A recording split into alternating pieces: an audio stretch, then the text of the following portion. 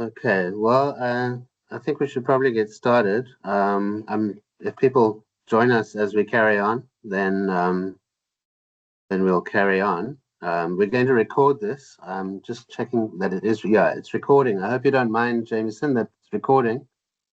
No. So we'd like to, I don't know, put this up on YouTube if that's okay with you. Afterwards. Okay. So I'll just cut out the first 15 minutes and then start from here. So thanks so much for joining us today for our weekly colloquium in the Department of Politics and Philosophy at Fort Hare, which is hosted today by the Center for Leadership and Ethics in Africa. We normally ask our guests in these colloquia to speak for 30 minutes and then open the floor to questions, but you suggested in our correspondence that we order through questions and answers today. So perhaps that's appropriate to the practice of psychoanalysis, to engage in a two-way conversation. So I've prepared some questions to lead you into discussion of the book for the first half. And then for the last part, we'll open up to questions from our listeners for further discussion. So first, before we discuss the book, I hope you could please discuss a bit about your background and your previous work. So you mentioned that you're teaching at the New School and you supervise doctoral students in clinical psychology at CUNY at City University of New York. Maybe could you share with us where you grew up? You say you grew up in Florida and then you've been living in New York. Where and what you studied and what got you into teaching and practicing as a psychoanalyst? Yes, thank you so much for having me. I love that the book was given to you as a birthday present, and then we ended up here together. It actually means a lot to me just to hear how my work travels around. I am one of these strange people who symptomatically decided very young that I wanted to be a psychoanalyst. I think I went to college at 16, and I was given Freud, Nietzsche, and Marx straight out the. And I was a little intimidated by Nietzsche and Marx, so I opted to present on Freud. But I fell in love with his Dora case, and so it was just a matter of time where I was sort of biding my time to get to New York to find a psychoanalyst and to go into analysis. And I say symptomatically because probably what I wanted was help as much as I wanted to study psychoanalysis. And I have to say, I learned about psychoanalysis in philosophy and literature departments. I did not learn about psychoanalysis in psychology departments. And we were talking about this just before. I mean, that's something that has happened in the US, which is that in psychology and in medicine, where you'll often find psychoanalysis, for example, in continental Europe, it's just not the case in the US. But I had excellent teachers as an undergraduate. So I actually went to the New School for Social Research because they had a concentration in psychoanalysis in their continental philosophy department. At that time, Derrida was coming to teach, and Kristeva, and they had various other professors, Alan Bass, who's the main translator of Derrida. So I studied there for a year, but I realized I really wanted to do clinical work. I wanted to work with patients. So I went to City University, which is one of the last psychoanalytic psychology programs, and I finished there. But all along the way, I kept taking classes at the New School or various other places that I could find the kind of psychoanalysis that is taught rigorously by philosophy and literature, or comparative literature, to be honest. And eventually I studied with many different psychoanalytic institutes, the Lacanian Institute, the sort of classical Freudian institutes. So it's been a long time. I'm the most overtrained person. I think I tried to do the math, but it's like 26 years of undergraduate and graduate school. And a lot of my work bridges across these things that tend to be divided. Yeah, I saw from all the references, there's so many references to different theorists and thinkers in your book.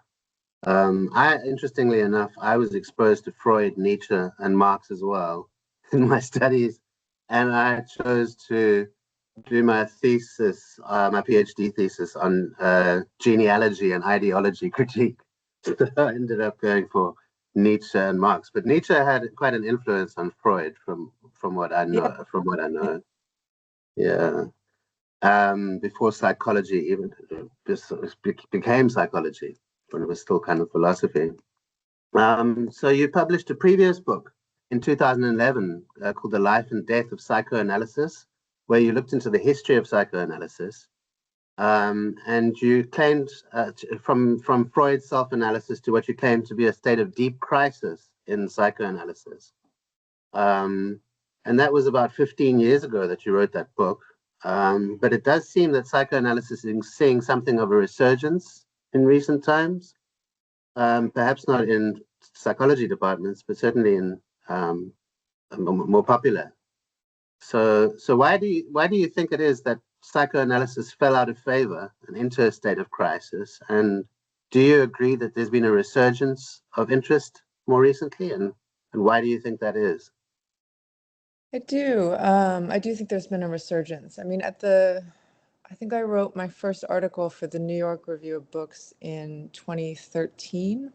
It was called The Psychopharmacology of Everyday Life, about psychopharmacology. And maybe another way to look at it, like aside from drugs that are given for certain mental illnesses, as opposed to what they think that they're treating. So to look at attention, right? You know, what does psychoanalysis have to say about attention, versus the idea that attention needs to be treated psychopharmacologically, or sleep, or hallucinations.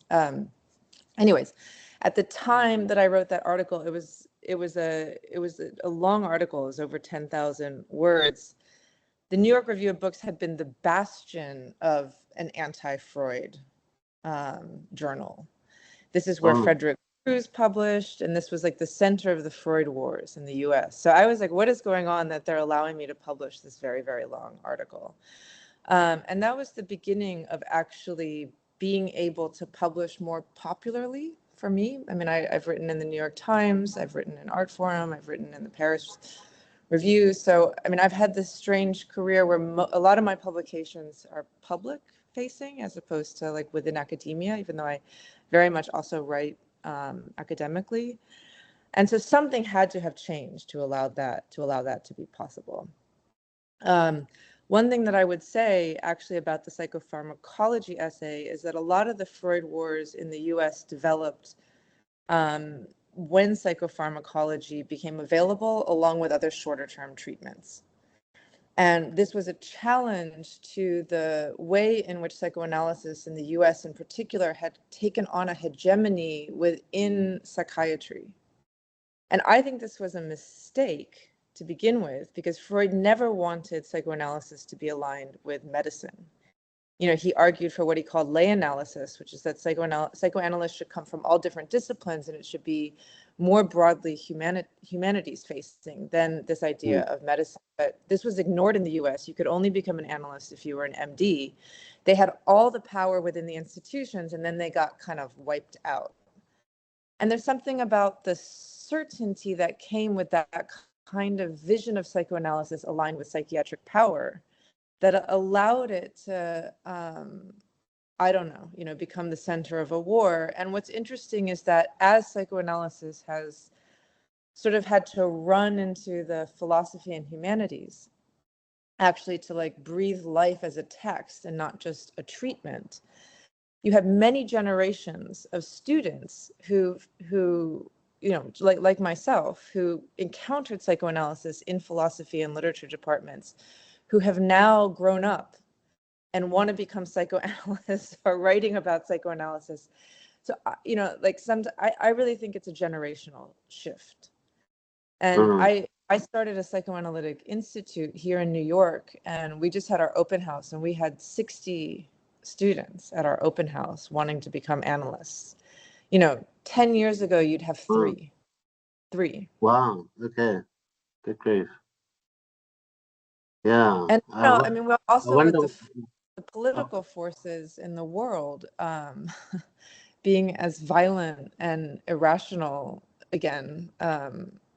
there's some need, I think, for psychoanalysis, and at this existential moment. Yeah.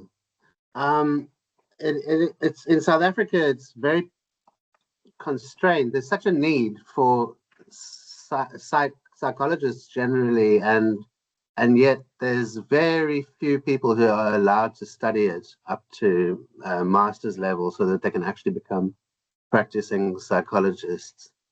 And it seems to me in a way it's the profession just protecting their job security, I guess, so that they can keep up their salaries. So that's my explanation of why it's so heavily policed. But there's definitely a need or demand. There's an extreme demand. Yeah, I mean, just in this town here, if you want to see a psychiatrist, for instance, you have to book 3 months ahead just to get a meeting. Yeah, so there's definitely a shortage. Anyway, onto another question. In the book, you reflect. This is something that's personal to me. You reflect on that fact that you suffered from asthma as a child up until your early teens, when it went away, and that's not uncommon amongst childhood sufferers of asthma. When I was 6 months old, I was put in an oxygen tent for asthma when I was 6 months old, and then I was hospitalized a few times as a child. But my asthma's mostly subsided, except when I get a cold or flu, as an adult. But I was wondering why it is that childhood asthma comes and then it goes as you grow up. And my grandmother used to, when I was a kid, she used to insinuate that asthma is psychosomatic and associated with anxiety or kind of akrasia, some kind of weakness of will, as if it's not just a natural physical condition, which I was quite, upset by, as if it's something you should try to overcome and just grow up and overcome it. And in a way, I thought this attitude she adopted to asthma is not unlike some people's attitude to mental illness, as if it's a weakness that's not physically justified beyond conscious sovereign agency.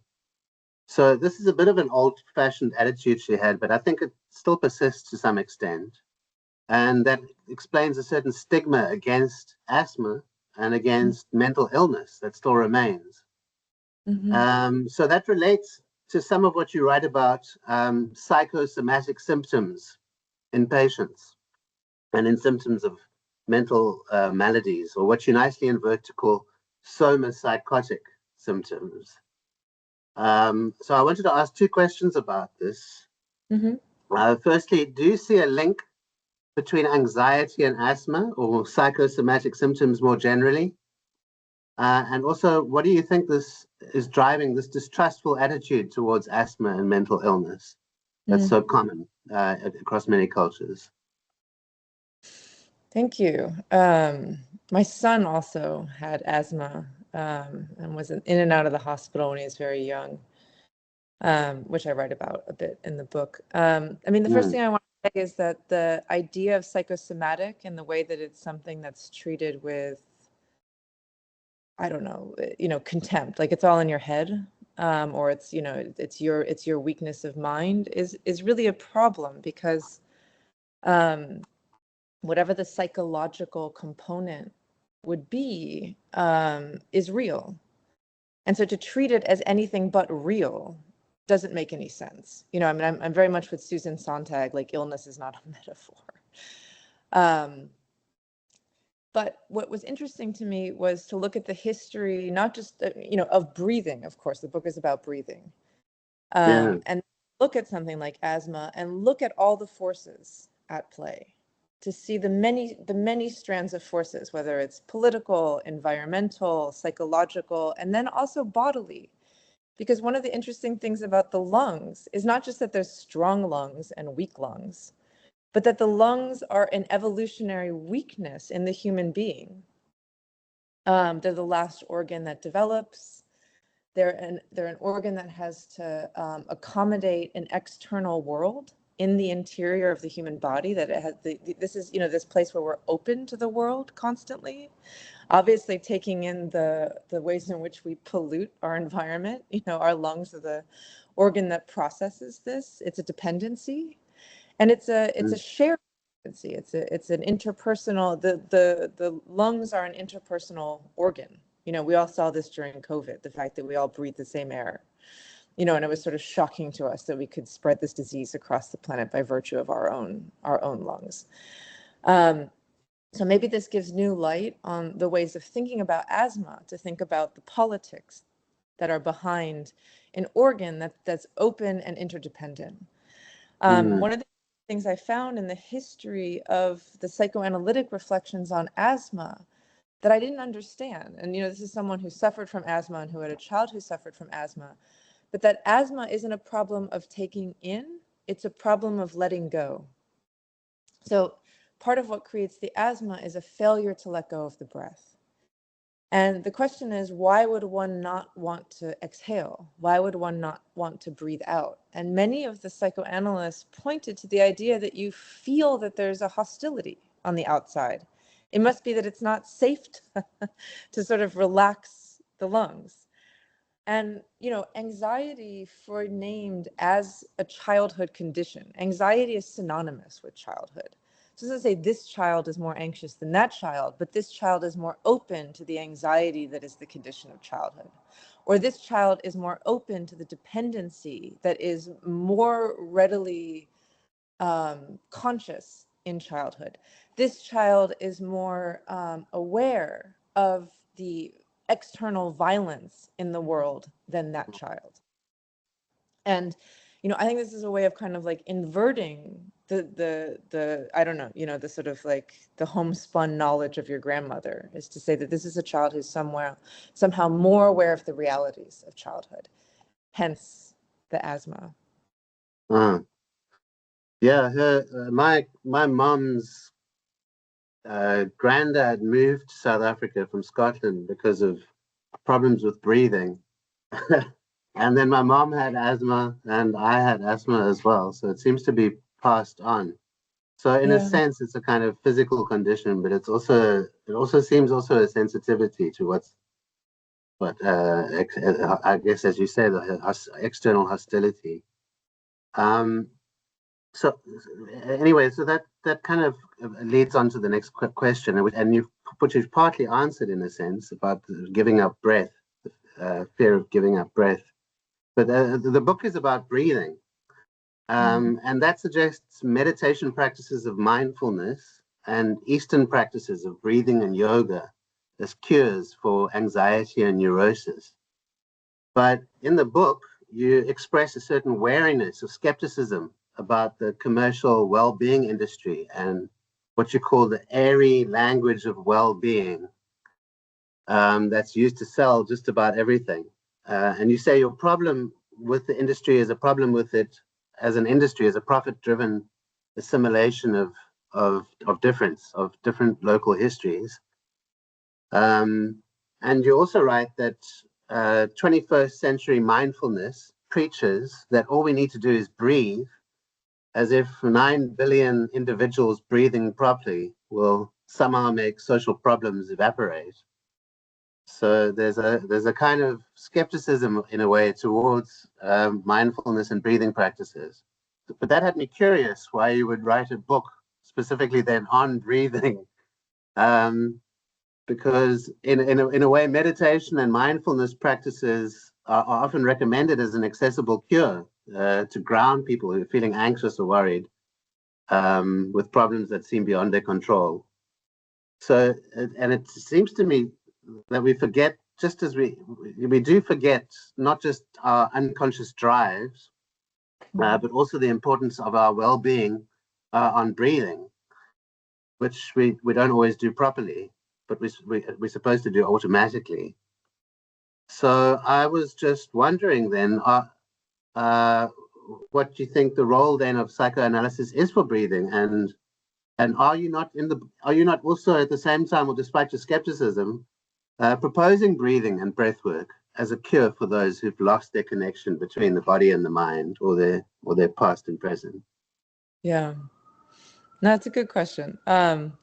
So one thing I would say is that one of like the grandiose claims in the book is that if for Freud what we repress is sexuality, and if for Lacan, the French psychoanalyst, if what we repress is the traumatic nature of language, I'm adding breathing to this list of repressions, that we forget that we breathe, and we forget breathing.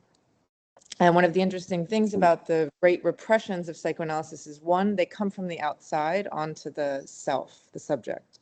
So sexuality, I mean, obviously we're, one has sexual development, sexual organs, but we are in contact with the sexuality of our caregivers, at these very early periods. Language is imposed from the outside. We are swathed and bathed in language, and we have to absorb it and take it in and use it. We often think of language as a tool, but Lacan pointed out that it's actually, like a foreign object that we have to accommodate ourselves to. And I think the same is true with breathing. We have to take in a foreign object, which is the air and the environment. In the womb, we don't breathe. We get oxygen from the blood of our mother. We have to accommodate something from the outside, and it's very easily subject to repression. I mean, we all are shallow breathers. When we're on the internet, I don't think we breathe very much. We forget that we breathe. And of course, these treatments, these breathing mindfulness therapies are there to remind us of the breathing that we naturally repress. The problem for me is the way in which the wellness industry, sees it as a mass cure.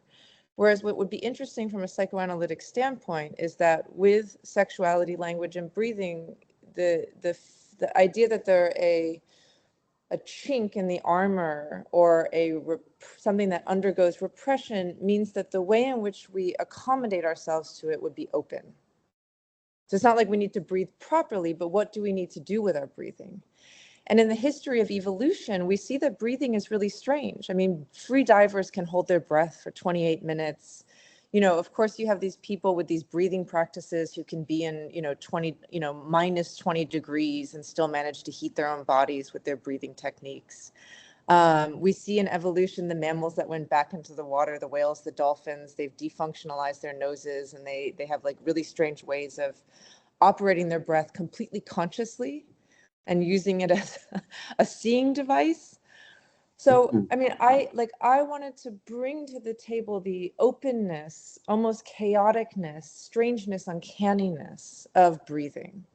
And to also say that, part of what we've seen in the history of medicine is that medicine itself can't accommodate breathing and its various cures. And like people have cured themselves in the strangest ways through breathing. But this isn't exactly the sort of like mindfulness jargon of, like get in touch with your breath, like do a meditational practice. And I really wanted to bring that back to the table. And also, there's a huge study in Australia and the UK where they gave mindfulness breathing practices to teenagers in high schools. And the kids who didn't take the class were better off than the kids who did take the class, like across the board. And so there's something for me, there's something wrong here. Yeah. I also love the fact that if you put sexuality, breathing, and language together, breathing becomes the knot between sexuality and language, because I mean, speaking is breathing. And sexuality is also very tied up with love language, but also breathing. I mean, it's the sort of breathing that you do during sexuality and orgasm that's a big part of the heightening of experience. So it sort of became a way of knotting these things together and saying like, this is what we work on as a human species. So there's no, I'm really wary of authenticity. There's no going back to the good natural breath. I mean, we're also destroying our atmosphere currently. So what is this naturalness that's being proposed at the moment when we are in, let's say, one of the most unnatural environments, of a human lifetime? So I think that was my important counter to the wellness discourse. Yeah, you also mentioned so there's something about the obligation of breathing properly that is counterintuitive. Because you also mentioned that what's something like in 38 states that the kids have to learn CPR, and the breathing save people with a kiss of life and breathing into them, but it hardly ever works. And Right. it only came out in COVID that doctors were forced to admit this when they were worried about the spread of infection with Yeah, such a routine thing. this was a wild article that really, I mean, I was in the middle of the breathing book when I read this article in the New Yorker about the fact that CPR only in very narrow circumstances saved lives, but that doctors were performing it and it was quite violent. It often breaks people's ribs. It, like it really hurts them. And the doctors know that it's not going to save the patient, but they do it almost in like a perfunctory way. Because it's like, it's on TV, it's become the image of what's expected, to show that you're trying to save a person's life. And I thought, how did we get to the point where doctors will perform something that's medically unnecessary and damaging to the body, like for some phantasmagoria of, the life-saving breath? It's wild. It's a common phrase you use in the book as a cardinal rule of psychoanalysis is, it's also repeated finally at the end of the book, is the phrase "say anything." So you say everything you can say, and this is one of the fundamental principles of psychoanalysis: is a talking cure based on a dialogical relationship between patient and therapist. And I guess in speaking, we expose certain underlying unconscious worries and drives and their symptoms, which a trained psychoanalyst then identifies and picks up on, which we're not aware of. So I can see why it's important to allow a stream of consciousness to unfold, that you just say anything.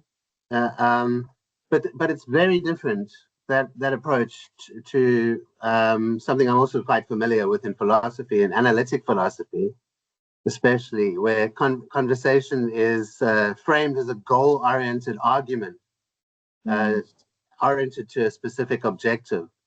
And I was wondering, if you're in therapy, that like surely you can't just say anything. Not anything will do. So the principle "say anything" doesn't seem very goal-directed. And there must be some kind of criteria for what you're expected to say or what's useful to say. So you write that many think of psychoanalysis as the excavation of trauma, sexual and aggressive scenes that overwhelm. But actually, in fact, the dimension of breathing and speaking has been a subtle subterranean presence. So I would have thought of it as a goal-directed excavation of trauma, but there's this other dimension of breathing and speaking. So I was wondering, what is this extra dimension of breathing and speaking, and how is that different to a goal-directed excavation of trauma? And are there any specific things you should expect patients to talk about, like certain criteria for what, not just say anything, but that they're expected to say, that would be helpful? I mean, this is the tough, I really believe in the psychoanalytic kind of like this open-ended, like you say, what's on your mind. And it really drives patients crazy for a while. But you're trying to help them into the place of speaking freely and themselves not being goal-directed. Which includes them trying to figure out what the analyst wants from them so that they can provide it, and so that they'll then get what they think they need to get from you in order to be better, whatever they think that is. And I really think that, while it's a kind of maddening, I mean, I understand that it can be felt like a demand, say anything, and the person's going, well, what do you want me to say? The idea, you're looking for a way beyond all that. And when I think of breathing and when I think of the body, I think there's something very close to the idea of finding the places where you can get out from under constraint. I mean, if anxiety is anything, it's a huge moment of constraint on your mind, on your sense of the future, on your feeling of possibility. And we're looking for all of the ways to unconstrain that. You know, with the idea that we've been through this ourselves, we've done this kind of work with many patients, and that we know that there's something beyond the constraints, the demands, the obligations, the duties, the guilt, the persecutory thoughts that we have. We know that there's more than, there's someplace more than that. And that unfortunately or fortunately, speaking is the only way to get there, and that we're there to try to help you do that. But we can't decide how to do that. We just have to start like this. And then we listen. We listen for something that shows us a new territory or a line of flight or something opening up. And that we are, and we have been really well trained to do so. Not, you know, we're not imperfect. We're each our own person with our own histories, but we are trying as best we can to listen in this way. And that nobody else in the other mental health professions has this idea. They often have a list of prescriptions. They have ideas of what kind of person you're supposed to be, what would be good for you, what you should do, what you should say, what you should think. And an analyst, if they're worth their salt, doesn't have this. They're really there to listen. And, you know, what's interesting for me is, as I think it's one of my particular proclivities, is that I am both interested in language and I'm interested in the body. And I'm interested in the places where one has to speak about the body. Now, it's not a prescription. I'm not like, come, you know, speak to me about your body, but that I listen in like a whole world that a patient comes to speak about, where I hear the body, I hear the language coming very close to it. And I you know, I listen for what can open up at that place. And so the breathing book is very much in line with work that I had been doing, you know, like in a more insider baseball-y fashion with psychoanalysis, like, you know, even to retrain Lacanians to not just think about language, but to think about body and language, or to think about the way that language is body and body is language. Yeah. Breathing was a popular book. It was a book that was very much in line with my prior thinking. Before we open up, I just have another question. I hope it's not too long. So you mentioned in the book that Freud was against the process of catharsis. This is one last curiosity I had about psychoanalysis. And catharsis is a process of releasing strong or repressed emotions to provide relief. And you also said that he expressed a wariness about psychological and spiritual practices of the promises of breathing therapies, which he thought were grandiose. And also on several occasions, you seem to express a kind of disapproval of people's desire to be whole again. So wariness of catharsis, wariness of breathing therapies, and the promise of wholeness. So at one point you quote Ferenczi, who writes, "It's the hope of the analyst that it'll be possible to make the patient renounce that colossal wish fulfillment of being whole again, and just make do with what offers itself." But that left me slightly confused, because I thought catharsis and letting go and being made whole were important elements of psychoanalysis. And elsewhere, you seem to confirm this, that you write that psychoanalysis tries to locate what gets disavowed or forgotten. And you mention Winnicott's comments that the feeling of having difficulty breathing can become the idea that one is lacking something, and that one imagines this lack could be relieved if breathing could be freed. So an aim of psychoanalysis would be to remember this this primary collection of lacks we carry around, so we can begin to forget them, which I would have thought of as releasing them in the process of catharsis. So I was just wondering, what is the difference between catharsis, which is a release of pent-up, suppressed or unconscious desires or worries, with a desire to be made whole, I would have thought, and the goal of psychoanalysis? And maybe how does breathing help if it's not about this mode of release and the unity of body and mind? Mm-hmm. It's a good question, and complicated, because I think it's not that there aren't cathartic. I think that there are cathartic moments in analysis. I think that there are ways in which one can feel more integrated. But I think what Freud was worried about was that it would only be cathartic, because I think that he feels like there's a lot of working through that needs to happen that is not cathartic at all. And one needs to go further than catharsis. And I think that there's a worry that one thinks that integration adds up to wholeness, which is, there's, a lot in neurosis is about a wish for totality that Freud does not believe exists. And even what one can do to make contact with the unconscious, have a sense of unconscious aspects of one's mental life, you'll never know the entirety of your unconscious. You'll never be reconciled with your unconscious. Your unconscious will always be an outside, mysterious force that disrupts.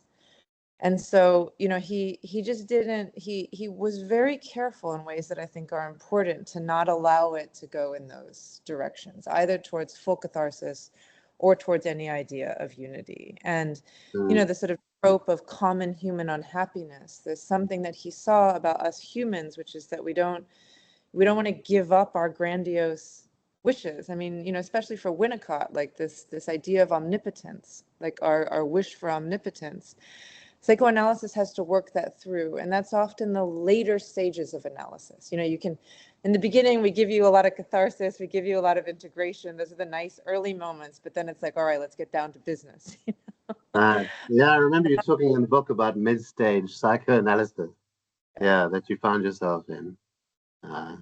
And Freud really wanted analysts not to stop at the beginning and to push through to these harder moments. So I think I'm trying to uphold some of that. Yeah, you talk about Wilhelm Reich as a cautionary tale, and he had this famous repression hypothesis. I worked on Foucault, and Foucault was very dismissive of the repression hypothesis. There was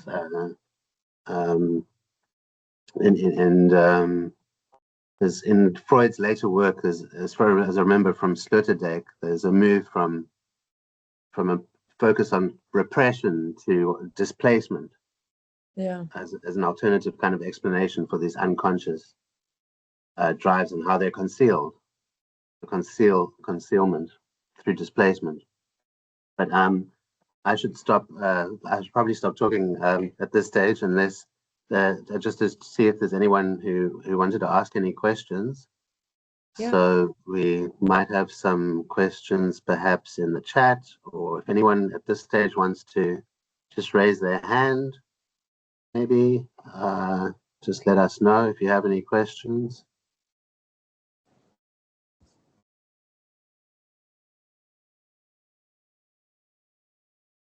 Is anyone there who wants to? Yes.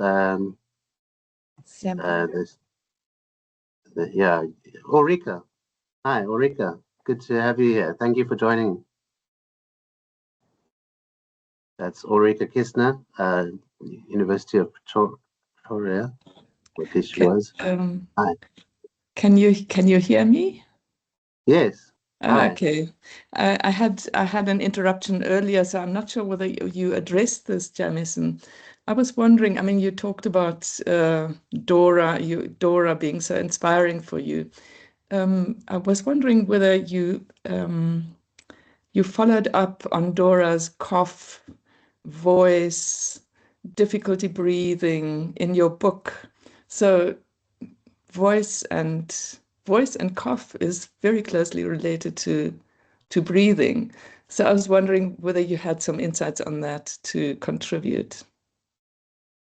Yeah, thank you. I mean, part of I think Chris mentioned the subterranean presence of breathing and talking in psychoanalysis. And It's in many of the cases, actually. It's very also prominent in the Wolfman. So it's in Dora, it's in the Wolfman. It's also in many of the cases from studies in hysteria. And of course, Dora's minor cough is very important. And then the moments of her mutism. And the Wolfman had a symptom where he would hold his breath when he passed the cemeteries, and then he would sort of breathe in and breathe out according to damning someone or trying to save them, which he, was eventually linked by Freud to the question of his having seen his father have a mental breakdown and visiting him in the hospital and feeling very, very bad about it.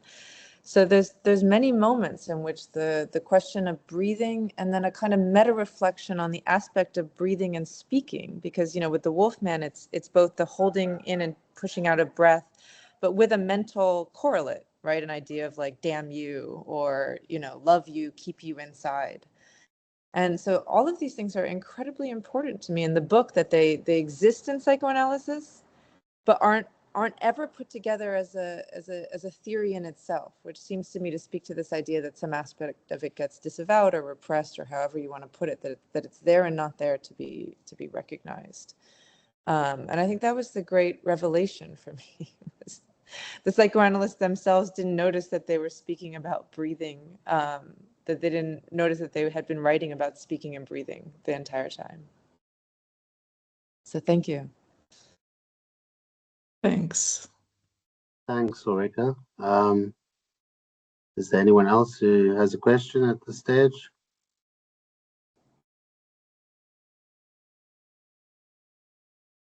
There's Prof. Okeke. Jonathan. Okay, thank you. Actually, my name is Hi. Amara Esther Chimakunam. So, thank you very much for this interesting section and your interesting talk. I enjoyed the link you tried to create between breathing and climate change. And it somehow reminded me of a story of a little girl. Her name was Ella, who died in 2013 in UK because of air pollution. She developed a chronic asthma. So and this brings this question to my mind. It has been so long, one could say. So my question is this: has anything changed since then? If no, do you have any suggestion or any solution of what could be done? Thank you. Yeah. I mean, obviously a big part of the book is concerned with climate change, but also with racial violence, that a lot of times what's attacked is breath. I mean, this is obviously, we went through COVID here in New York. I was a palliative care psychologist during the first wave.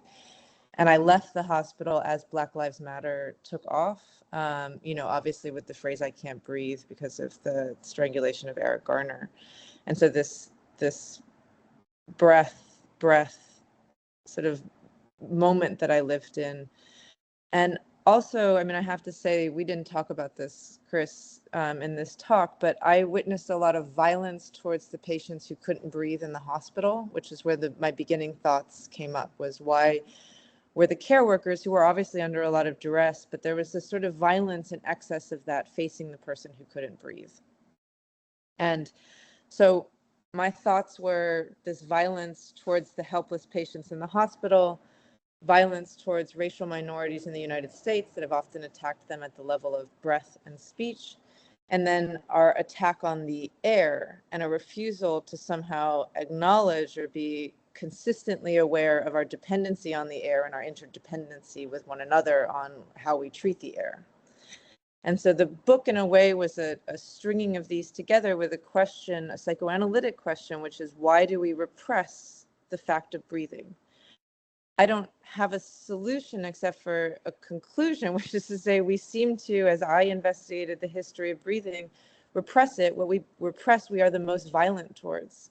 And to say this can only be an explanation for the fact that we've destroyed something that we're absolutely dependent on, meaning the air. And things have obviously not changed with respect to our willingness to pollute our environment. I mean, no less, my president, who will not be named, removing us from the climate accords. So I don't have a solution. I just want to bring up that we are not having, this is not about the possibility of a rational discourse. It's the possibility of trying to look at the irrational ways in which we repress these factors and then trying to figure out how to begin from there. So it's in a way at the beginning of a conversation that I think that we should have and that I can see is not being had, because we act as if we could just present facts and have a rational discourse about climate change, and we know that that's not working. So how can we kind of get our minds around that? Thank you. Yeah, thanks, Amara. So is there anyone else? Just check if we have any questions in the chat box. No. There's someone who has their hands up. That's Yolanda. Yolanda, she's the member of our department who was mentioned earlier. Hi, Yolanda. Hi, can you hear me? Yes. Yes. Okay, perfect. So thank you so much for that very interesting discussion. I really enjoyed it. My question is basically a small one, but I was sort of interested in your discussion around breathing problems, and as you mentioned, their relation to repression and language, as well as around the symptom, around conceiving of breathing problems as symptoms of a kind of lag, in Lacanian terms. I was wondering how you conceive of good breathing. So if the opposite, the breathing problems or problems with breathing, or bad breathing, if you would say, bad breathing would be in relation to something like a symptom of lack or repressed idea or repressed affect, if you will, or how good breathing would be conceived in these terms. Yeah, I mean, I think I don't want good and bad breath. I just want breath in a way as a whole. I mean, I think that the question is that people at a certain point might suffer in their breathing, whether it's like Dora's symptomatic coughing or, inability to speak, or whether it's asthma. I went into cases of an analyst who spoke about autistic breathing, which is interesting because it's not a way in which the autistic child suffers from breathing, but actually uses breathing for pleasurable means and a form of control. So often they'll like breathe in certain ways that make it an object that they are controlling and playing with, and that pushes the outside, whatever's threatening them, away. So it's interesting that it can be, and of course there's the psychoanalytic idea that one enjoys one's symptoms somewhere. So there might be an enjoyment in the symptom. And I think this is to show that like all aspects in psychoanalysis, that it becomes interested in whatever would be natural is denatured. So our sexuality, there's no natural sexuality according to psychoanalysis. Like sexuality is not for just, whatever reproduction of the species. It's involved in its own pleasures and displeasures. And it's a site where there's a lot of contact and questions about our relationship with others at the place of sexuality. The same is true with language. Right? That language is something that we can suffer from. Language is also something we clearly enjoy, and it's a place where, a lot of interdependency and conflicts arise. And I think that the same would be true of breathing. If you've ever been to like a Wim Hof breath class where you're all supposed to breathe to the point of passing out because you exhale too much carbon dioxide. I mean, they put you in a black room and they also play heavy metal music and make you breathe out. I mean, it's funny because it's completely unpleasant, and yet everyone's in this throes of ecstasy together, and you sort of think what is going on here?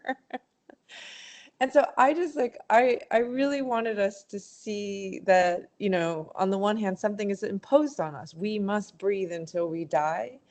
And on the other hand, there's all kinds of ways in which we are having pleasure, displeasure, unaware, aware, can become more aware, can play with, mess with this breath, and to be interested in that. And I, maybe that's an idea of good breathing. I'm not sure. And I actually like the philosopher Franco Bifo Berardi, who's not my favorite, but like he wrote a book called Poetry and Chaos, on breathing, well before any of this was during the first, the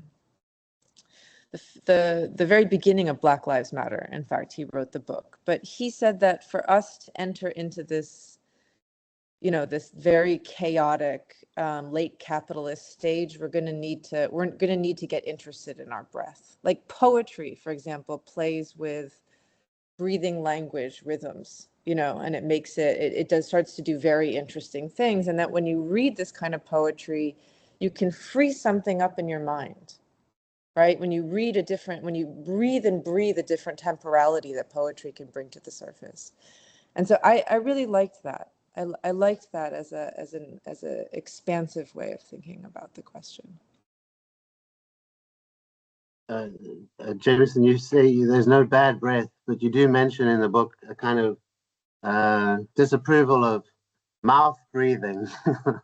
And you keep praising the virtues of breathing through the nose. That's something I noticed because I always had a blocked nose from allergies, and it took ages before I got some kind of nose spray that helps me breathe through my nose. It's like a revelation that I can finally do that. But we have a question from Marianne Camera from UCT. Thanks, Chris, and I really look forward to reading your book, Jamieson. I'm a twin, and my twin developed psychosomatic asthma at about 10. And so just your observation about it's about the fear of letting go just resonated with me, because it was when my parents went on some trip that she suddenly developed asthma. So not feeling safe possibly in that environment. But then it also struck me how breath can be used in a way like babies. What are their reactions? They can stop eating, they can stop sleeping, they can stop breathing, right? It can be used in that almost manipulative way or to get attention. And my twin, and I love her dearly, but then she got religion, and having been diagnosed with cancer, then there was a dramatic moment where she threw her asthma pump into the ocean because the Lord will look after her. So, I haven't read your book. I just tuned in because I'm fascinated by psychoanalysis and philosophy, and I saw Chris was hosting this. So just what you've said has got me thinking more consciously and critically about these moments in my childhood. So it's not a question, it's just saying thank you for getting me to think about breath and how it can be used or misused. No, I love the breath holding, tantruming 2-year-old, the sort of image of it and the power of it. And there's a lot in the book about babies that's really important to me. So and I thought a lot because I have a 4-year-old, and at the time I was writing, she was a baby. And of course they get these colds all the time, and then they can't, and I asked the doctor, like, why is she constantly congested? And he said, well, small face, all of that is very close together, the mouth, the nose, the ears, the ear infections. But what's amazing is the way that the baby adapts despite the cold, with the need to breastfeed, to create a rhythm despite the blocked nose, to figure out how to breathe and suck at the same time. And so you have on the one hand a sense of the real vulnerability of the infant, and on the other hand this like inborn drive to nevertheless sustain themselves with the sucking. And I found the combination of these two things psychoanalytically so rich, just that, the dependency, the vulnerability, and yet the life force to try to persist and find a rhythm that is her own, in order to survive. So that, that really spoke to me as like what psychoanalysis sort of listens for. Thanks. We have a hand up from Sampi Terbrandt. He's a colleague in the department here at Fort Hare.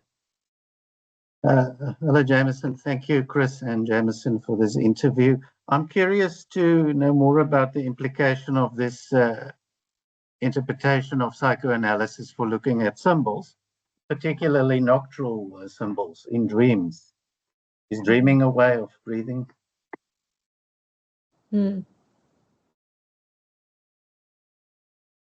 I like the question. I mean, I'm like a huge lover of dreams, and there's been a book where I haven't managed to insert one of my own dreams into it. And I think I'd have to think about dreaming and breathing. It's interesting to me that when you sleep, that you get to get thrown back on the breathing that can take place much more automatically than the kind of strange half unconscious, half conscious rhythmicity of daytime life, and that breathing kind of throws you back onto the more unconscious breathing.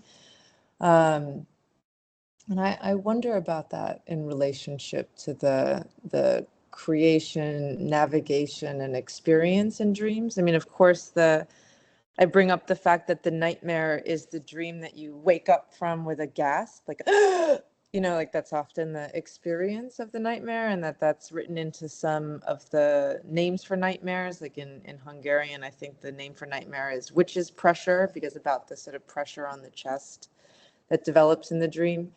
And also the fact that Freud called the nightmare a failed dream because the dream hasn't been able to symbolize, in your terms, enough to contain the anxiety to allow you to keep sleeping and breathing. So I do think that there's a whole question of rhythmicity that takes place there, that in the dream life is about the capacity to produce symbols that don't arouse too much anxiety, and what happens when you fail to do that, which is it really, like, I hadn't quite put that together with the breathing. So thank you. Thanks. Thanks, Sampi. Thanks. Is anyone else? We've just got a couple of minutes left before we close. So we can maybe take one last question.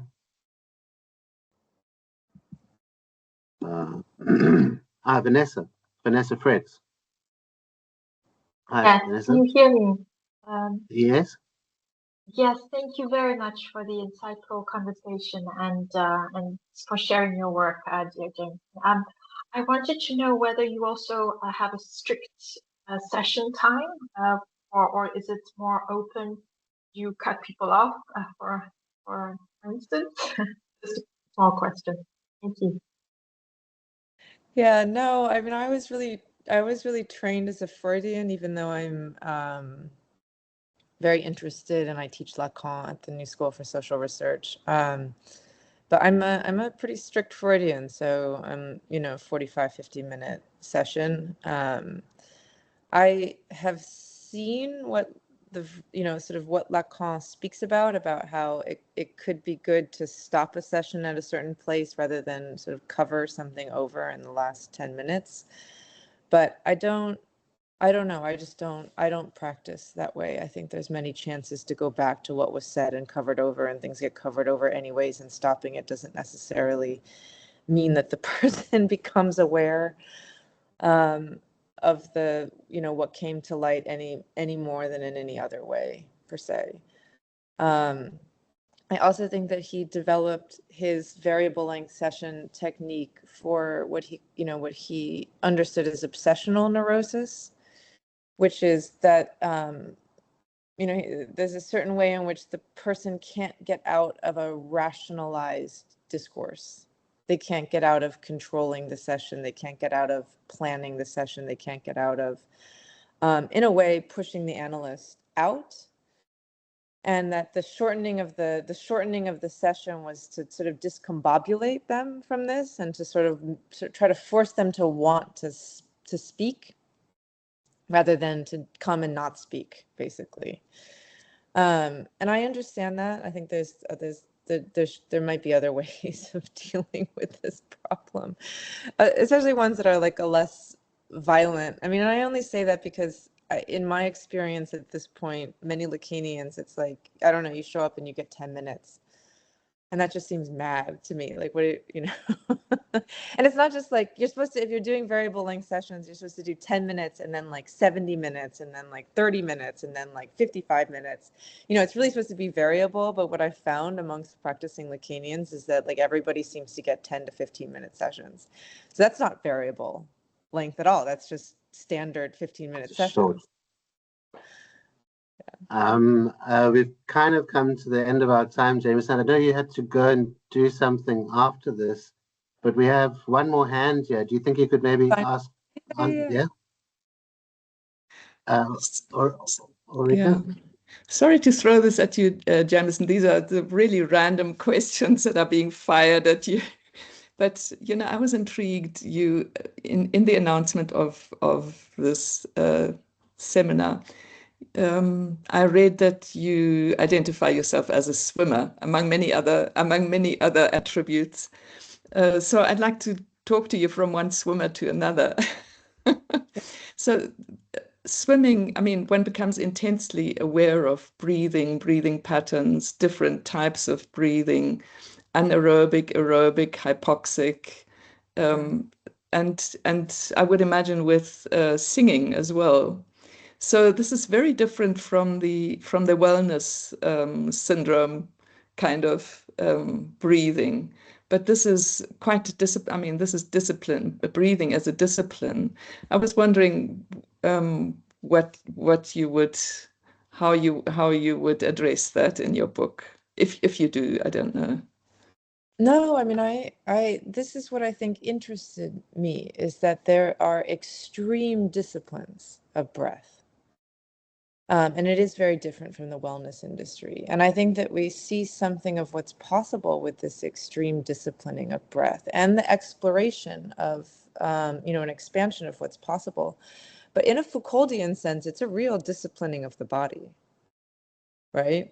You know, and I think when we think of this disciplining, we're at the site of the drive. You know, we're really at the site where we're trying to impose something on the drive, a rhythmicity, a discipline, forcing into extremes. And whatever might be curative about that or interesting, you know, we have to see it for its extremity. You know, and I think one of the things that I brought up, and this isn't so much for the swimmer, but for like the free diver, you know, we know that the free diver, in being able to hold their breath for as long as they do and descend to the depths that they descend to, they tap into a vestige of some earlier aquatic existence, right? So they're able to desaturate the oxygen from their lungs into their blood and organs. And they enter a kind of trance. And it, you know, like it's almost very like a death drivey trance. I mean, they go down, and they have to, at the same time that they go into this trance, have enough awareness to turn back at the moment that they know they'll have enough energy to come back up. And in coming back up, when they release themselves from the trance, a lot of the biggest emergencies happen at that point, in that sort of transition out of the trance and back up, you know, and a lot of them die. As we know, it's a very dangerous, extreme sport, either because they become disoriented or because this is the moment in which, you know, like they can have an air bubble, and certain dangerous things can happen. So I just, you know, I really wanted to see the ways in which breathing had this extreme discipline, tapping into ancient aspects of evolution, and is involved in the most extreme aspects of the drive, rather than idea that it's a return to authenticity. It's like a communal cure. It's a, you know, like a nice experience of unity, as Chris pointed out, but that actually it's really tapping into something wild about human beings. And to link that to the violence as well. I mean, you know, that whatever you can tap into in an individual way is you working with the drive, but in the more communal fashion, it's not been a cure. It's been quite violent in terms of, you know, hurting people and in terms of polluting our air. So it doesn't seem like a random question at all. It seems like the most important, actually. Well, it's a good way to end. We're going to have to stop there. So thanks so much, Jamieson. It's been a great conversation today, and I really appreciate you giving out your time over to talk about your book. So that's On Breathing, Care in a Time of Catastrophe. We didn't get much time to talk about the catastrophe, but there's quite a lot about social problems and not just personal problems in the book. That's I really appreciated. So there is some kind of link to politics and philosophy and psychology that brings it all together. But yeah, thanks so much today for everyone who joined us, and we'll be posting this online if anyone missed it, or if you know anyone who might want to catch up on this. So thanks again. And thank you. Yeah.